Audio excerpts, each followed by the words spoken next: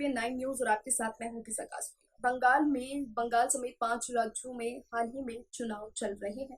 बंगाल ही एक ऐसा राज्य बचा है जहां अभी इलेक्शंस का 7वें चरण के मतदान जारी है। हालांकि जल्द ही इलेक्शन कमीशन ने इस पूरे मामले में हस्तक्षेप करते हुए सभी चुनावी रैलियां और जनसभाओं को रद्द करने का फैसला कर लिया है। हालांकि देर से ही सही, लेकिन एक कदम उठाया गया है। लेकिन फिर भी गंभीर स्थितियों को देखते हुए बंगाल की सियासत अब भी थमने का नाम नहीं ले रही है। बंगाल में कुछ ऐसी सीटें हैं जहां कांग्रेस बाजी मारती हुई दिखाई दे रही है। हालांकि नतीजे आने में अभी काफी समय है, 2 मई को चुनावी नतीजों की घोषणा की जाएगी। लेकिन अगर बंगाल की हालिया स्थिति की बात करें तो मुर्शिदाबाद, मालदा ऐसी सीटें हैं जहां कांग्रेस का प्रभाव ज्यादा है और मोदी और ममता की लड़ाई के बीच कांग्रेस यानी कि राहुल गांधी यहाँ बाजी मारते हुए साफ साफ दिखाई दे रहे हैं। हाल ही में राहुल गांधी ने अपनी चुनावी जनसभा में बंगाल में सीधी ममता बनर्जी को चुनौती दी और बंगाल में प्रधानमंत्री और केंद्र की मोदी सरकार को भी जमकर आड़े हाथों लिया था। उन्होंने साफ संकेत दे दिया था कि कांग्रेस आने वाले समय में बंगाल में अपनी स्थिति को मजबूत कर सकती है। लेकिन क्या है कांग्रेस के लिए बंगाल की राजनीति आसान होगी या नहीं, इस रिपोर्ट में देखिए। पश्चिम बंगाल विधानसभा चुनाव के छठे चरण की सीटों पर वोटिंग हो गई है और बाकी बची 71 सीटों के लिए अगले फेज में वोटिंग होनी है। मुस्लिम बहुल मालदा, मुर्शिदाबाद, उत्तरी दिनाजपुर और दक्षिण दिनाजपुर जिले की सीटों पर ही कांग्रेस का बंगाल में सियासी वजूद टिका हुआ है। तो इस बार ममता बनर्जी की सत्ता में वापसी का दारोमदार इन्हीं सीटों पर है। वहीं बीजेपी इस इलाके में त्रिकोणीय लड़ाई में अपनी जीत की उम्मीद लगाए बैठी है। पश्चिम बंगाल में अगर चुनावी समीकरणों की बात करें तो हर राज्य की तरह पश्चिम बंगाल में भी चुनाव महामारी के दौरान भी हुए। स्थितियां गंभीर थी, लेकिन फिर भी चुनावी रैलियों का दौर जारी रहा, जिसमें बीजेपी से लेकर कांग्रेस, टीएमसी और अन्य क्षेत्रीय पार्टियों ने अपना बढ़ चढ़ कर रैलियों में हिस्सा लिया।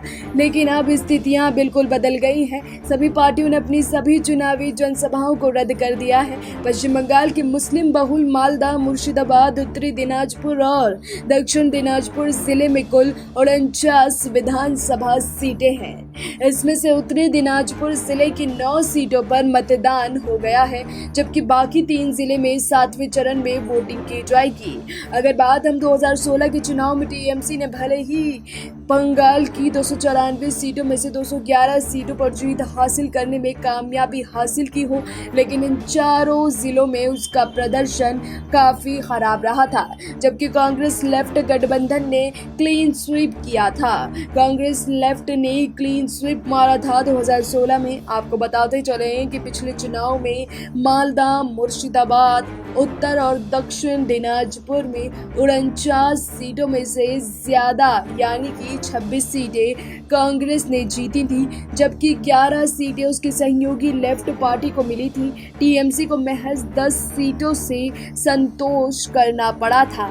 इससे समझा जा सकता है कि ममता बनर्जी की लहर में भी टीएमसी यहाँ बहुत बेहतर प्रदर्शन नहीं कर सकी थी। लेकिन इस बार बीजेपी के बड़े सियासी प्रभाव से उसे सत्ता की वापसी इस इलाके पर टिकी दिखाई दे रही है।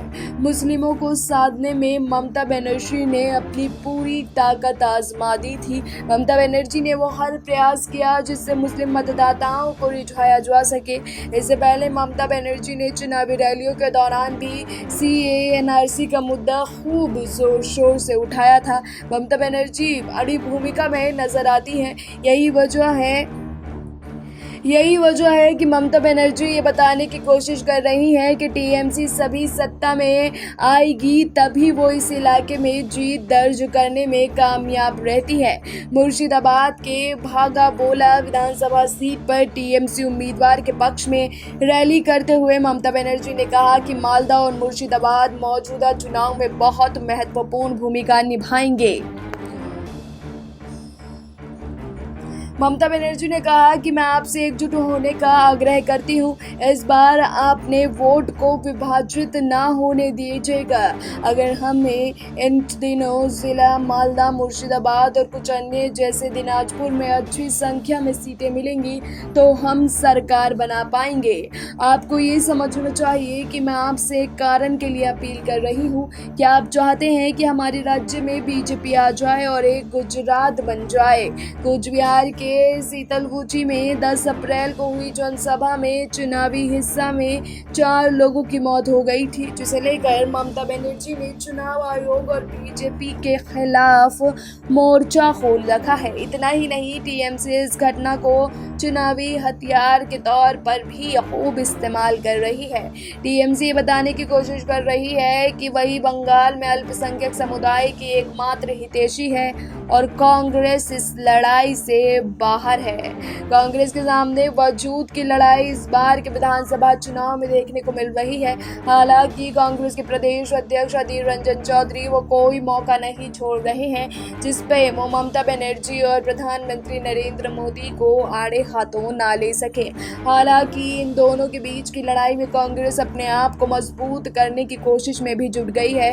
कांग्रेस वो हर कोशिश कर रही है जिससे कि बंगाल में अपनी स्थिति और पार्टी को मजबूत किया जा सके। ये कयास लगातार अधीर रंजन चौधरी की ओर से लगाए जा रहे थे कि ममता बनर्जी को राहुल गांधी या फिर कांग्रेस की ओर से समर्थन मिल सकता है, लेकिन इन सभी चीजों पर प्रदेश अध्यक्ष अधीर रंजन चौधरी ने विराम लगा दिया है। चौधरी का कहना है कि पार्टी किसी के भी साथ गठबंधन नहीं करने वाली है, वो अकेले ही अपनी सीटों पर जोर लगाएगी जीत के लिए। वहीं बंगाल की चुनावी जंग जिस तरह से टीएमसी और बीजेपी के बीच सिमटी जा रही है, उसके चलते कांग्रेस लेफ्ट के लिए अपने सियासी वजूद बचाए रखने की चुनौती खड़ी हो गई है। कांग्रेस ने पिछली बार इसी इलाके की सीटें जीतकर मुख्य विपक्षी दल बनी थी, लेकिन इस बार उसे अपने पुराने नतीजे दोहराने के लिए कड़ी मशक्कत करनी पड़ रही है। इसकी वजह यह है कि मुस्लिम मतदाता कांग्रेस के ज्यादा टीएमसी के पक्ष में खड़े नजर आ रहे हैं। हाल ही में वरिष्ठ कांग्रेस नेता अधीर रंजन चौधरी ने बंगाल में सत्ताधारी तृणमूल कांग्रेस और बीजेपी पर निशाना साधा था। अधीर रंजन चौधरी ने कहा है कि जिन 4 राज्यों में एक केंद्र शासित प्रदेश में विधानसभा चुनाव हुए हैं, उनमें से हिंसा की घटनाएं केवल पश्चिम बंगाल में हुई हैं और इसके लिए बीजेपी और केवल टीएमसी ही जिम्मेदार है। अधीर रंजन चौधरी लगातार बीजेपी और टीएमसी को आड़े हाथों लेते आ रहे हैं। कांग्रेस की पश्चिम बंगाल इकाई के अध्यक्ष अधीर रंजन चौधरी ने कहा कि हालांकि इस बार अब तक हुए चुनावी चरणों में पश्चिम बंगाल में हिंसा की ऐसी घटना कम रही और इसका श्रेय निर्वाचन आयोग को जाता है। उन्होंने कहा कि पश्चिम बंगाल के अलावा 3 अन्य राज्यों और एक केंद्र शासित प्रदेश में चुनाव हुआ, लेकिन बूथ पर कब्जा करना, खून खराबा और हमले की घटनाएं केवल हमारे राज्य में सुनी जाती हैं। वहीं बीजेपी इन सब से हटकर बंगाल में अपनी अलग रणनीति को अपना रही है। दिलचस्प बात यह है कि 2019 के लोकसभा चुनाव में बीजेपी को इस क्षेत्र के 49 विधानसभा क्षेत्रों में से 10 सीटों पर बढ़त मिली थी। इस नतीजे ने 2021 के चुनाव में पार्टी में एक नया जोश भर दिया है। बीजेपी ने इस इलाके की कई सीटों पर मुस्लिम उम्मीदवार उतार रखे हैं। पीएम मोदी की मालदा और मुर्शिदाबाद इलाके में रैली करने का प्रोग्राम था। हालांकि अब कोरोना के चलते इन सभी रैलियों को रद्द कर दिया गया है, लेकिन अब देखना होगा कि कांग्रेस क्या इस बंगाल की राजनीति में खुद को मजबूत कर पाती है या नहीं। अब देखना होगा कि राहुल गांधी के तमाम दावे और वादे क्या बंगाल की सियासत में कांग्रेस को मजबूत कर पाते हैं या नहीं। फिलहाल अभी के लिए इतना ही, लेकिन देश और दुनिया की तमाम बाकी खबरों के लिए आप जुड़े रहिए SPN9 न्यूज के साथ।